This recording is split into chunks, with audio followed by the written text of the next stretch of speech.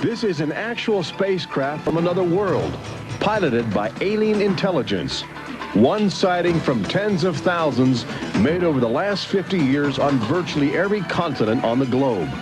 Intelligent life from distant galaxies is now attempting to make open contact with the human race. And tonight, we'll show you the evidence.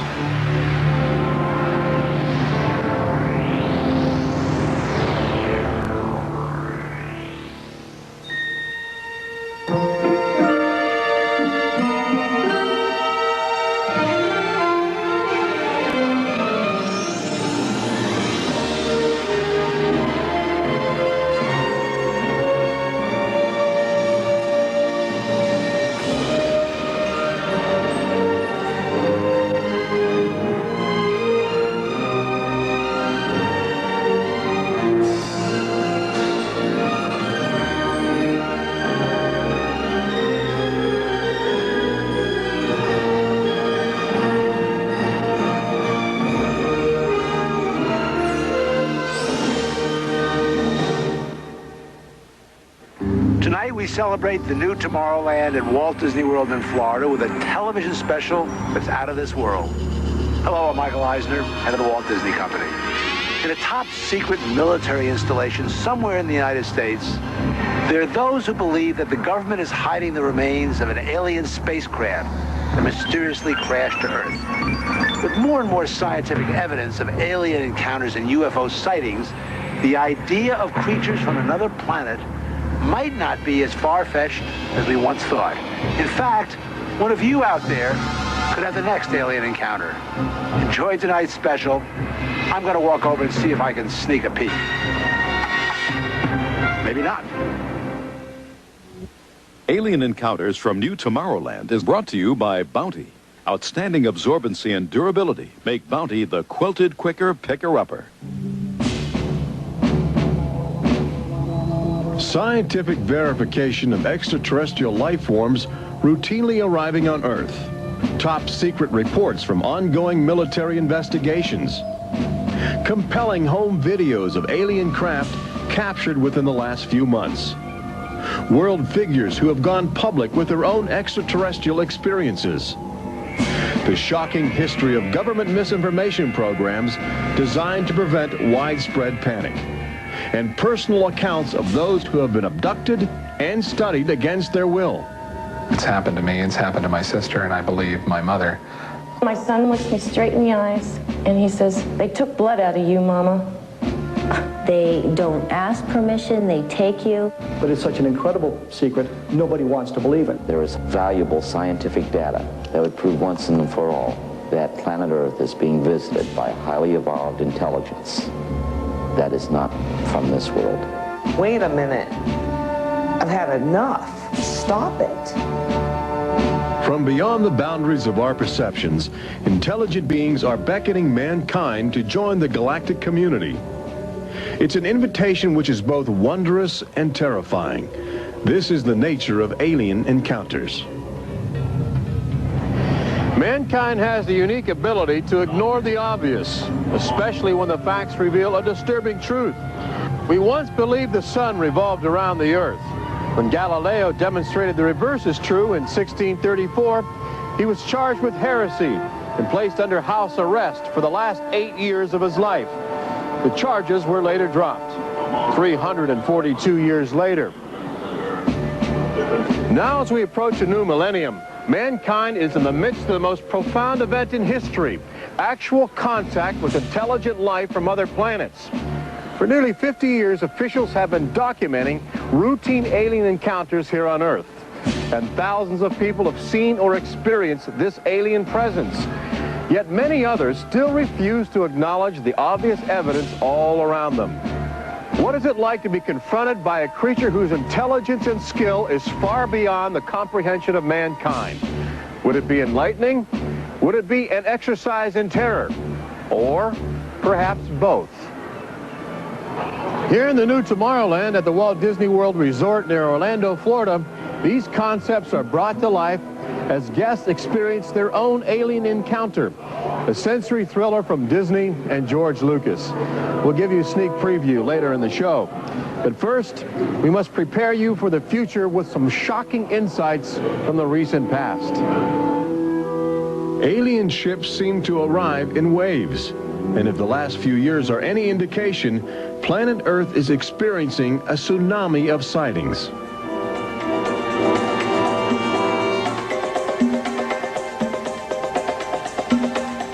Mexico City, 1992.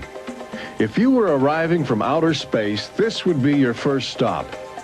It's the world's largest metropolitan area, easy to spot from a distance. Saucers arriving here have an affinity for military helicopters. This one was caught stalking a squadron during a national holiday celebration. Dozens of people videotaped the craft.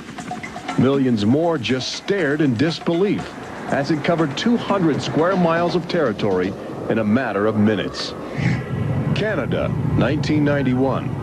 In a residential area just outside Ottawa, this alien ship was photographed landing in what appears to be a prearranged site. UFO investigators claim the structure of this craft reveals a technology previously undocumented. This sighting is known as the Guardian case, named after the pseudonym of the photographer who wishes to keep his identity secret to avoid harassment from local authorities uncomfortable with the notion of alien intruders. For the last few months of 1994 and lately in 1995, Gulf Breeze, Florida has been ground zero for alien encounters. Especially during the day, extraterrestrial craft have become common ornaments in the uneasy skies. Over those dunes right there. There she is right there. Oh my God. Residents of Gulf Breeze routinely aim their home video cameras at the horizon. More often than not, they capture an astounding alien display. Look, there it is. Right out there. Looks like an egg on top and an egg on bottom. You would think these alien sightings would be front page news. So why have they received almost no national attention? The answer is simple. For governments determined to maintain their authority, extraterrestrial contact is pure dynamite. There's beings from another planet. We don't know where they come from. We don't know what they're doing here. There's nothing we can do about it.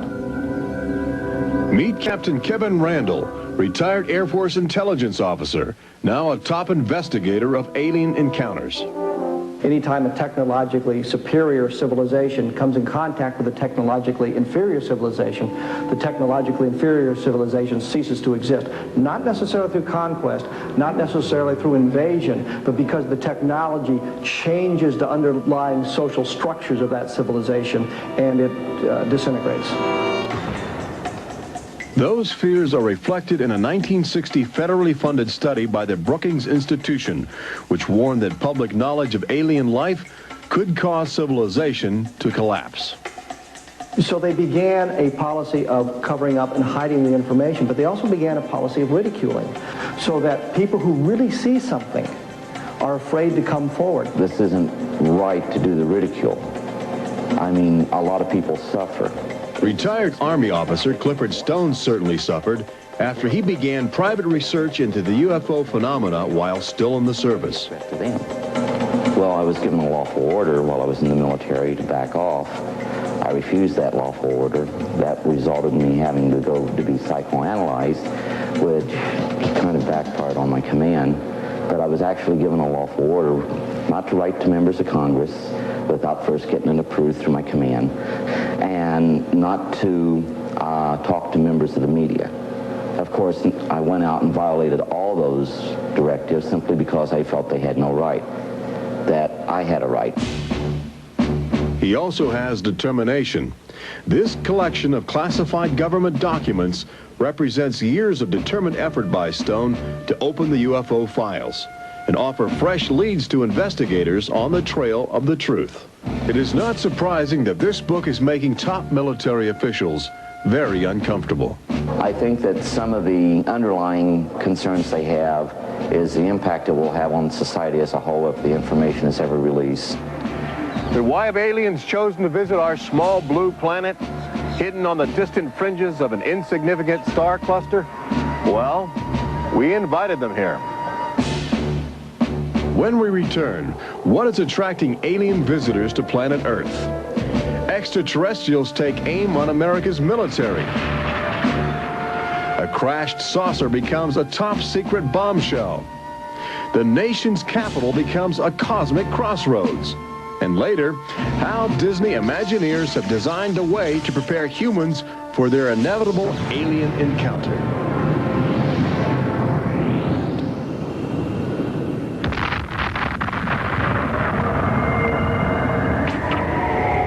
And I looked, and behold, a whirlwind came out of the north, and a fire enfolding itself, and the brightness was about it. Also out of the midst thereof came the likeness of 4 living creatures. And when the living creatures went, the wheels went by them. And when the living creatures were lifted up from the earth, the wheels were lifted up. For the spirit of the living creature was in the wheels. Ezekiel chapter 1. There have been reports of alien encounters throughout recorded history, often buried in the obscure poetry of mystics. But since the end of World War II, alien encounters have adopted a darker, more menacing demeanor. No longer just spirited lights dancing in the sky, UFOs turn more brazen, announcing themselves with surprising ferocity. Most alien activity on Earth in this century seems to have been sparked by the single most profound technological achievement in human history.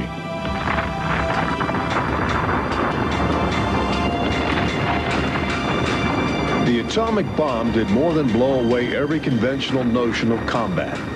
It also saddled mankind with the awesome responsibility of life and death for the entire planet.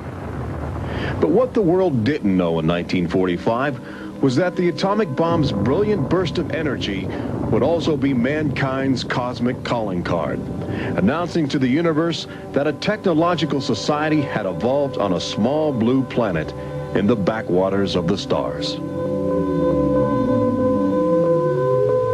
So as the world celebrated the war's end in 1945, aliens who heard man's atomic trumpet were already charting their course towards Earth, responding to our open invitation. As early as 1947, the large alien ships began to arrive, navigated by living creatures. Their advanced physics allowed them to traverse the galaxy and pierce Earth's atmosphere with amazing speed. The U.S. military immediately went on the alert against the unknown menace. Sightings were perceived as threats to the security of an America still reeling from the edgy consciousness of war. And the sightings were taking place all across the country. I glanced up and there were 3 flying saucers in a V with what appeared to be a dome on the top with, I can't be sure, but I believe I saw the sun glinting off of, windows or observation portholes of sort. I think it was from outer space, but friendly. Army fighter planes are on patrol for flying saucers. Cameras installed to photograph them. Portland, Oregon, the area from which came the first weird reports. This flying saucer patrol shows how the Air Forces, while not putting too much stock in the mysterious things in the sky, are investigating. The control tower's in touch and on the watch. So are a whole lot of people these days. They're seeing flying saucers everywhere. Flocks of fantastic discs flying through the air. But the military finally had to admit that something was happening that they didn't understand, offering their first and only public statement on the UFO phenomenon. The recent sightings are in no way connected with any secret development by any agency of the United States. They weren't always called flying saucers. Some reports claim they resembled other household objects. The public was fascinated and anxious to make contact. But our official response remained aggressive.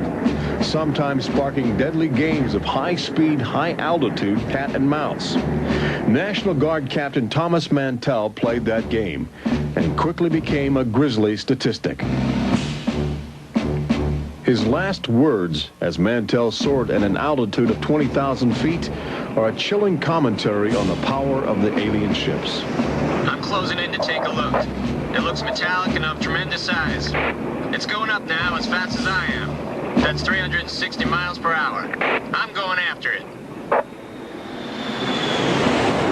Moments later, Captain Mantell's mission had ended. Occasionally, the tables were turned. More than one alien craft crashed and was recovered for secret U.S. military research. The most famous case took place in July of 1947, just outside the community of Roswell, New Mexico. Famous because local officials openly admitted they had retrieved an alien ship before their commanders instructed them to keep the story confidential.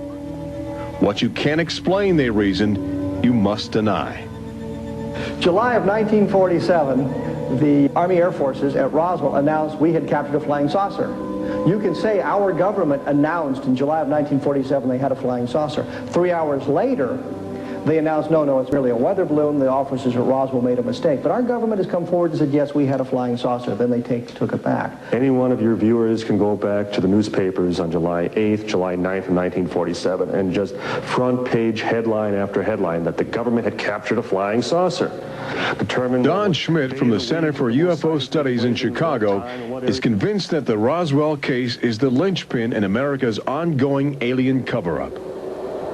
We have over 550 witnesses. They were there. They handled the debris. They saw the craft. They saw the bodies. They handled the crew members of that craft. And invariably, they all say, this was not from this earth. This is the actual site where the Roswell saucer was discovered, along with the bodies of 3 extraterrestrial missionaries who didn't survive the collision. The debris and the dead were impounded and taken away for top-secret study, while a classified investigative committee called the Majestic 12 was organized by President Truman. And a government cover-up was initiated with a calculated disinformation campaign. The military, I know for a fact, has established what's called disinformation programs, officially sanctioned deception programs. This is covered by a regulation at Department of Defense level that's secret. This is the case with the unidentified flying objects. I cannot say that the Roswell incident was a cover-up, but I can certainly say that the government back then and today acted like it was a cover-up and has been subject to being accused of a cover-up. The flying saucer debris at Roswell was attributed to a downed weather balloon. There was no explanation for the alien body parts among the wreckage. Before long, other sightings were dismissed as optical illusions caused by electrified swamp gas, with elaborate demonstrations staged for newsreel cameras to back up the claim. But while the Pentagon refused to publicly admit aliens had arrived on Earth, their top-secret internal memos told a different story, even detailing the various ships and the creatures they had autopsied. Meanwhile, the American people fell in love with flying saucers, sensing something playful in their alien design. Before long, even the military seemed to fall under the trance of the UFOs. Government inventors began to mimic what they were seeing in the sky, in a strategy to stumble upon the secrets of advanced alien technology. These rare films chronicle those primitive efforts. At a symposium conducted by Princeton University, weird and wonderful flying machines developed for the Army go through their paces. The flying scooter, for instance, with only a 7-horsepower motor. Or this flying what have you. Just count your fingers after starting the fans.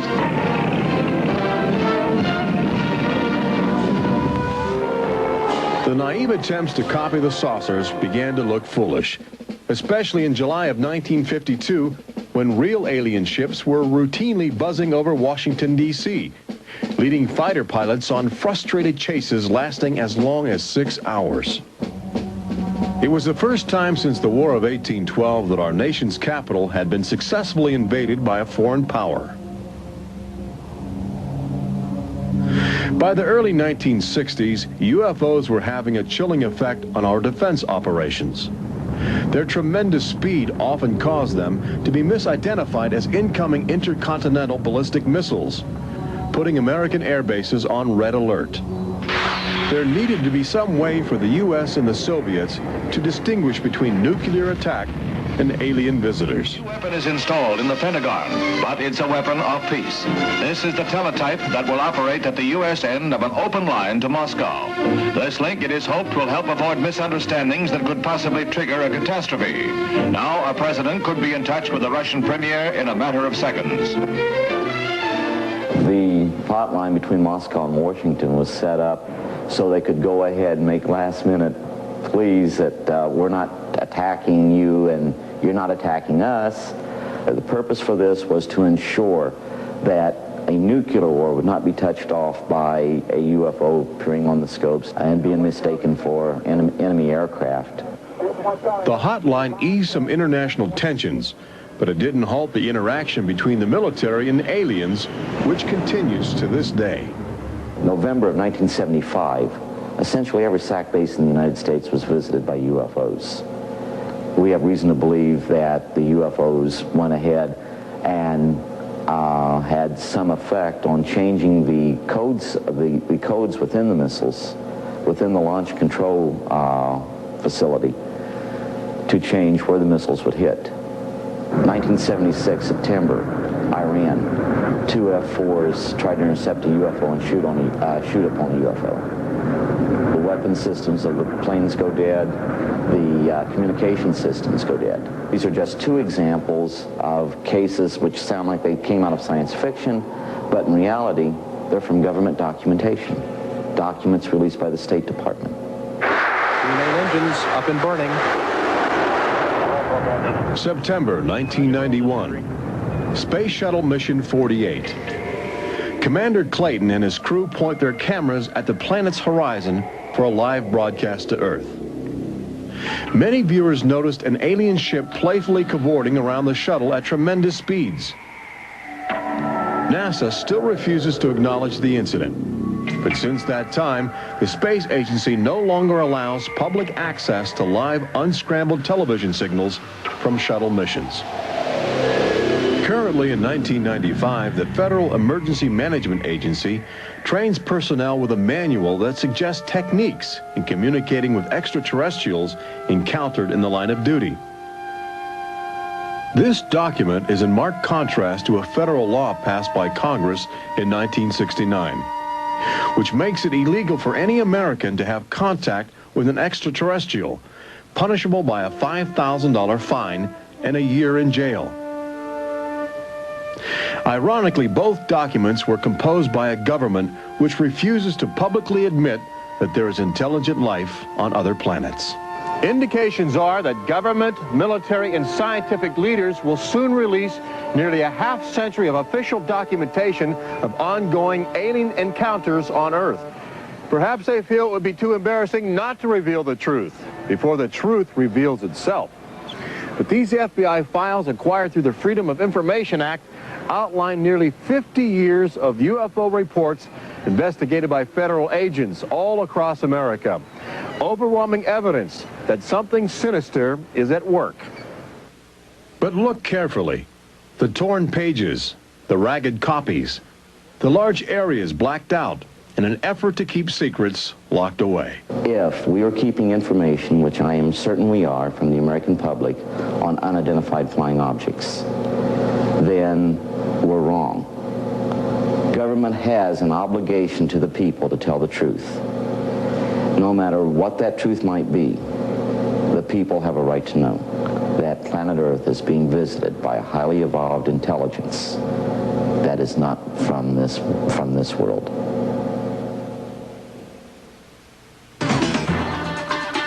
When we return, meet the people who have already experienced disturbing contact with creatures from another world. They don't ask permission, they take you. See how government is monitoring mutant life forms which have already staked their claim on planet Earth. And join Robert Urich on the fringes of the future in Walt Disney World's Magic Kingdom as Disney Imagineers prepare the public for their inevitable alien encounter.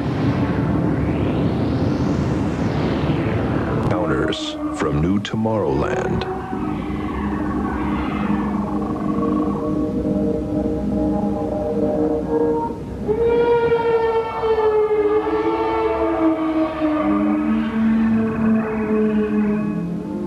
The fact is, everyone encounters alien life forms each day. We've just become accustomed to ignoring the evidence. We expect the first visitors from outer space to arrive in flying saucers. But there are new scientific suggestions that the microbiotic organisms, which routinely invade human bodies in the form of viral disease, may have extraterrestrial connections.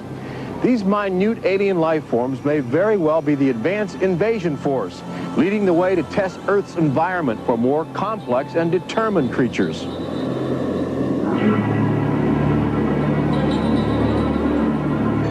The idea is not new. Arrhenius, a Swedish chemist who died in 1927, first proposed the theory of transfermia, the notion that life is universally dispersed, possibly carried by cosmic winds across the vast expanse of the galaxy in the form of viral spores. Uncovering this mutating alien life is an ongoing government project carried out by scientific teams at NASA. They begin by collecting meteors which have landed on the barren landscape of Antarctica. Here, low temperatures preserve the alien life clinging to 4 billion-year-old cosmic debris. In a specially sealed clean room at the Johnson Space Center, these crude interstellar spaceships are carefully dissected to extract the biotic matter inside. Amino acids, a kaleidoscope of organic compounds, and the chemical catalysts of life are analyzed with sophisticated gas chromographs and mass spectrometers. Life is plentiful in the universe and eerily tenacious. Lately, scientists have found extraordinary numbers of unknown organisms which have gained a biological foothold where we once thought survival would be impossible. They grow in deadly ammonia gas. They are resistant to ultraviolet radiation. They thrive inside the radioactive cooling systems of nuclear power plants. And they can even survive the vacuum of space, reanimating themselves when air and water become available. Riding inside the stone cocoon of a meteor, life can travel virtually anywhere, and a good deal of it lands on planet Earth. But just as we explore the genetic package of alien life, visitors from space are routinely examining human specimens, abducting men, women, and children in order to conduct disturbing biological experiments. Very, very few people who've had the experience are willing to talk about it publicly. There is such a kind of ridicule factor. Bud Hopkins, researcher and author of the best-selling book Intruders, is America's leading investigator into the alien abduction phenomenon, and largely responsible for bringing the astonishing situation to the nation's attention. The most important thing about this, I think, in studying it, is to realize that there are very distinct patterns. This is not just a box full of crazy experiences which are mutually contradictory. The patterns start this way. People are abducted first in childhood. When I go back into my memory, I don't know a day without them. And they are then re-abducted over many, many, many years. When I saw this light on the freeway, my first reaction was, oh my God, not again. I grabbed the side of my bed like, no, you're not gonna get away with this. You're not gonna get away with it this time. Then I feel lifted off of the bed, and the next thing that I remember is being on a table or a bench and these beings surrounding me. Samples are taken from the skin, and there are very distinct scars that result from these biopsies, whatever we want to call them. I have a scar on my hand. It seems to be a triangle shape that's a half an inch by half an inch if you were to measure it. They were just red and blistery, and kind of in a large equilateral triangle on each foot. The basic, most common mark is what we call a scoop mark. It's a circular depression, as if the aliens have used a little tool and removed a layer of cells. On my upper left inner thigh, I have 2 marks. There's a series of 2. They're about 1/8 of an inch deep and about 1/4 inch in diameter that people call scoop marks, for lack of a better term. Often an object is inserted in the nostril or behind the eyeball or in the ear, which we believe to be implants. On my shin, between my ankle and my knee, were 2 puncture marks. In fact, I hesitate to call them that because they were larger and deeper. They were like 2 holes drilled vertically along my shin into my leg.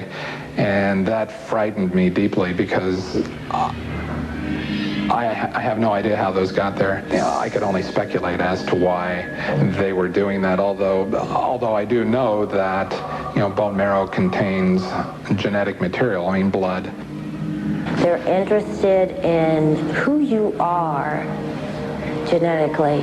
They seem to be desperate for our genetic material, our DNA, our particular genetic makeup, as if they have reached some point of, let's say, some point of no return in their evolutionary development, and they need to revivify themselves through something they can get from us, a more primitive and perhaps more robust species. People generally describe one particular type of figure as the basic alien type, which is a small figure, 3.5 to 4.5 feet tall, huge head, huge black eyes, hairless, grayish-white skin, just a tiny slit for a mouth that doesn't move, and so forth. I'd say that accounts for about 85% of the descriptions. There's some that are very, they talk about the reptilian being like sexually aggressive, and then there's some that look like praying mantis that are very mean and very violent. It is a violation of your body. It's a violation of your space.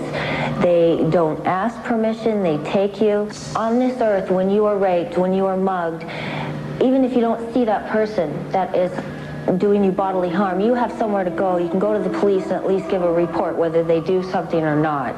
You have somewhere to go. But in this case, you have no one to talk to. You have no one to say, this has happened to me. I've been so violated. You don't even know. And you're not ready for this. My love life went to hell. My schooling went to hell. Everything went to hell. And it's terrifying, it's not fun, it ruins your life because you have nowhere to go.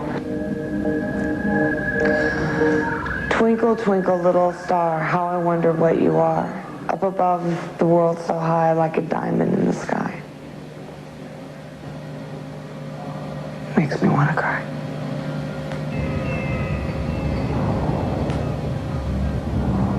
Part of the trauma involved in this is our government telling us that these objects don't exist. And I seem, and other members of my family, and other people seem to have these experiences.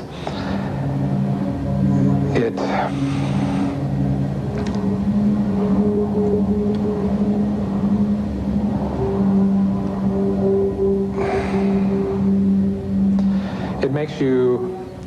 makes you doubt your sanity.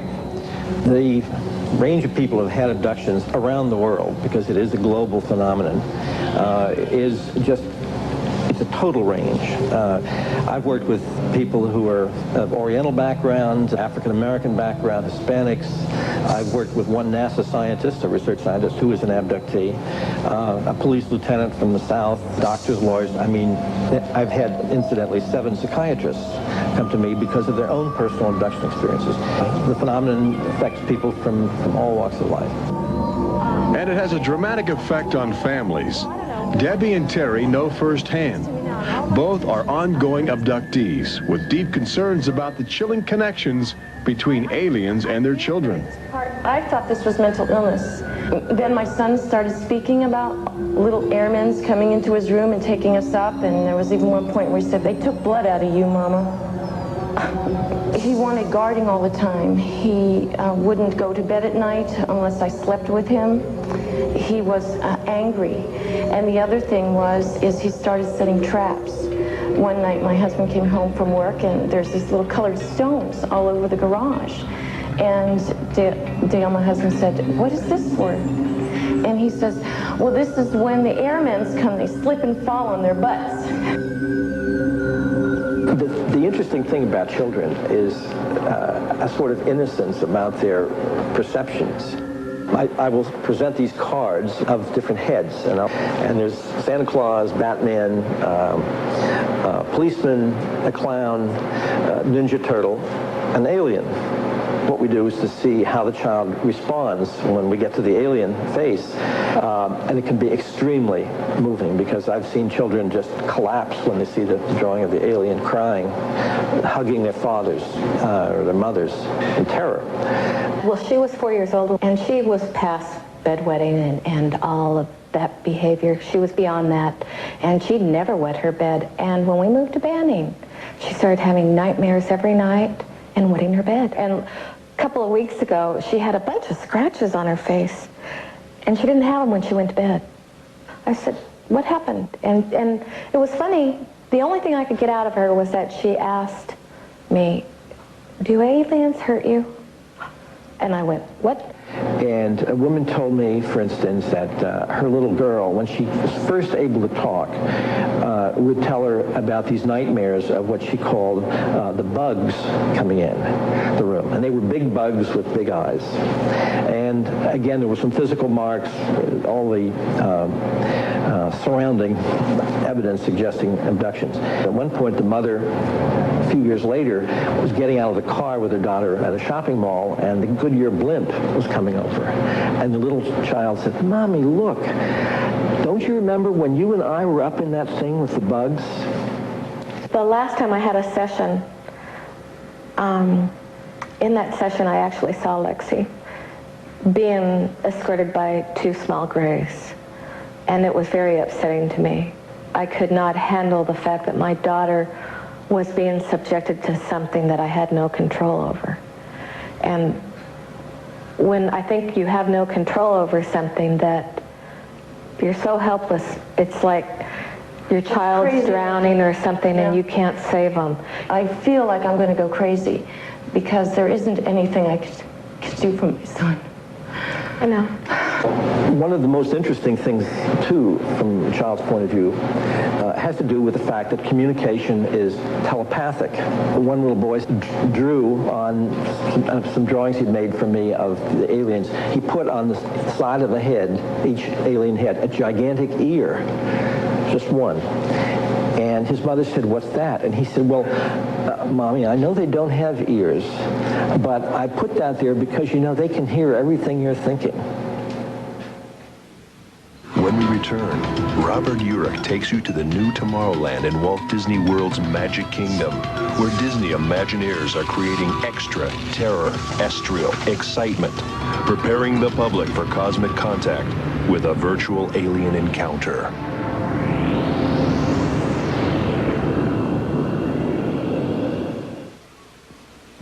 An official UFO sighting report, one of thousands compiled over the last few decades. This particular report from October 1969 was filled out by Jimmy Carter. He was still governor of Georgia at the time. He witnessed a luminous object suspended in a twilight sky. Later, when he assumed the office of President of the United States, his staff attempted to explore the availability of official investigations into alien contact.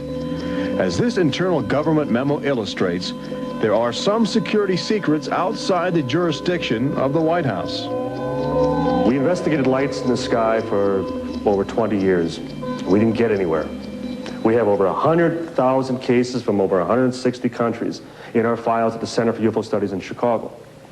When you actually take the time to look at the official record, look at the classified, disclosed documents on the phenomena, and I'll guarantee you'll walk away saying, why weren't we told about this? And why were we told something else altogether?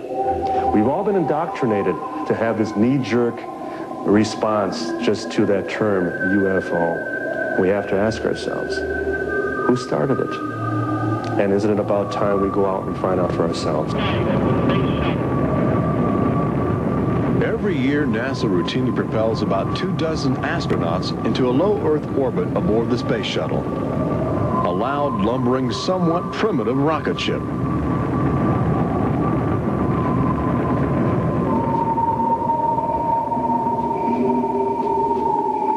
But most Americans will likely explore outer space aboard crafts of alien origin. Statistics indicate a greater probability that you will experience extraterrestrial contact in the next 5 years than the chances that you will win a state lottery. But how do you prepare for such an extraordinary event? Here in the new Tomorrowland at Disney World, scientists and Disney engineers have brought to life a possible scenario that helps acclimate the public to their inevitable alien encounter.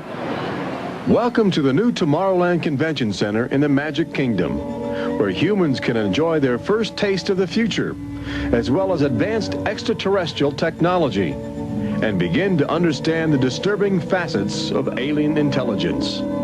Access Technologies, an interplanetary manufacturing and marketing conglomerate, is one of the first alien firms to take advantage of this showcase facility in New Tomorrowland, introducing humans to technology which promises to seize the future.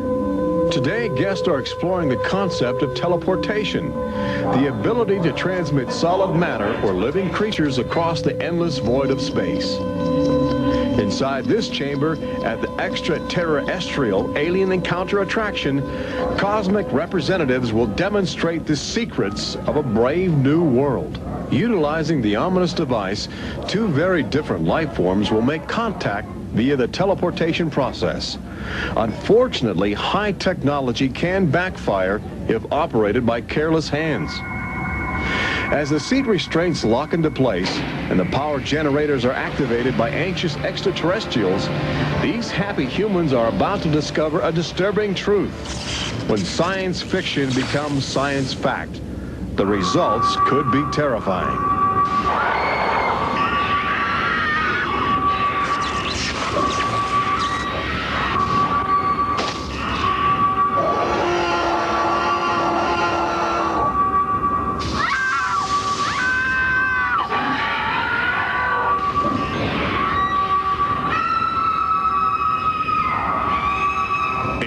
Encounter opens at Walt Disney World summer 1995.